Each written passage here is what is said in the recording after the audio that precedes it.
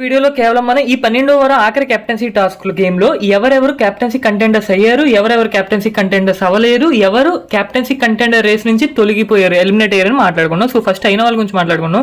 మన కళ్యాణ్ గారు captaincy contender అయ్యారు, ప్రియాంక గారితో ఆడి గేమ్ ఆడి విన్ అయ్యి.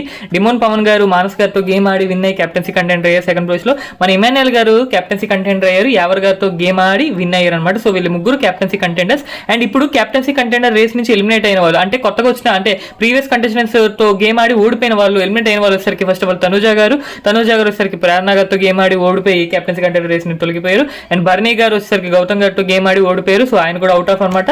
అండ్ సుమన్ శెట్టి గారు కూడా గేమ్ ఓడిపోయి అవుట్ ఆఫ్ కెప్టెన్సీ రేస్ అయితే అయ్యారు. అండ్ ఇప్పుడు ఇంకా ఉన్న ముగ్గురికి అయితే అవకాశాలు ఉన్నాయి అనమాట కెప్టెన్సీ కంటెండర్ రేస్ లో పాల్గొనడానికి. సో వాళ్ళ ముగ్గురు వచ్చేసరికి రీతు చౌదరి గారు, సంజన గారు, దివ్య గారు.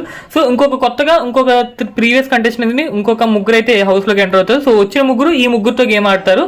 సో ఇంకా ఈ కళ్యాణ్, డిమోన్, ఇమాన్యుయల్ కాకుండా వీళ్ళ ముగ్గురులో ఎవరు కెప్టెన్సీ కంటెండర్ అవుతారు అనేది కామెంట్ చేయండి.